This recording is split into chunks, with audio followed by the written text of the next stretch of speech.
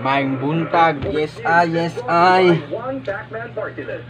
Champion sa sport. Yes, ay. Mamahaw ta. Sports balita tayo. Wala umanong pagsisisi sa kanyang pagbabalik sa ring ang boxing Buwad. legend. Pinereto ah. Tyson kahit siya ay tinalo ng social media influencer turned boxer na si Jake Paul. Ang 58 years old na si Tyson ay tinalo ni Jake Paul via unanimous decision sa kanilang harapan sa ginanap na laban ito sa AT&T Stadium sa Arlington, Texas. Sa naturang 8-round fight, maraming mga fans na nadismaya dahil nakulangan sa aksyon sa mabagal na tila at pagod na si Tyson. Medyo matanda na rin kasi si Tyson. Sinilabas sa statement ng boxing icon na ikwento nito na Miya sa munti buwan, kanyang mamatay nung Hulyo habang naghanda sa laban. Dahil nagkaroon pa Mantika, siya ah. ng beses na blood transfusion at na-confine sa ospital para may balik ang kanyang kalusugan. Balala, unang itinatna ang kanilang laban noong Hulyo pero pinagpaliban ito dahil sa pagkasakit ng boxing icon. Ano lang ako eh. Sinasabing aabot sa $20 million. Nakaw tayo guys. Sa kapera. Nakaw na guys. Ang ibinayad, matalo man o manalo sa dating tinaguriang the baddest man on the planet na si Iron Mike Tyson.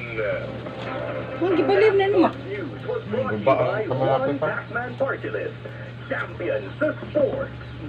Senador Manny Pacman Pacquiao. Ito po ang inyong ninong Manny. Tarog lingkod eh. Tukong mo kami lingkod.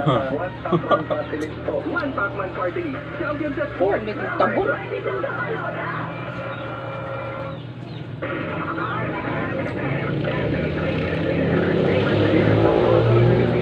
Universe 2024. Yun tayo sa tayo turo na. Ibinanghang bilang kauna-unang Miss Universe. Huwag yun na ito mapalit. Pang da sweldo. Dentale mula kay Jose yan. Jose, good morning. Ayun po. Chelsea Manalo made history.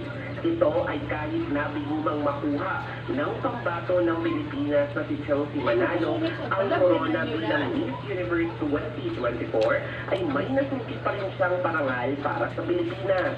Si Chelsea kasi ang ibinanghal na kauna-unahang Miss Universe Asia sa kasaysayan ng prestigious pageant. Sa video ng Beauty Queen, nagpasalamat siya sa lahat ng mga Pilipinong nagmahal, sumuporta at hindi sa iniwan sa kanyang laban o sa bayolin pahayag na mabuhay ang Pilipinas. Nakatakdang bisitahin ni Chelsea ang buong asa kung saan magkakaroon ng official date ang Miss Universe organization. Naging pasabog ang buong performance ni Chelsea sa kakatapos lamang na coronation night ng Miss Universe ng Mexico kung saan napahanga niya ang maraming Pilipino sa pagrampa niya sa swimsuit competition. Natapos ang journey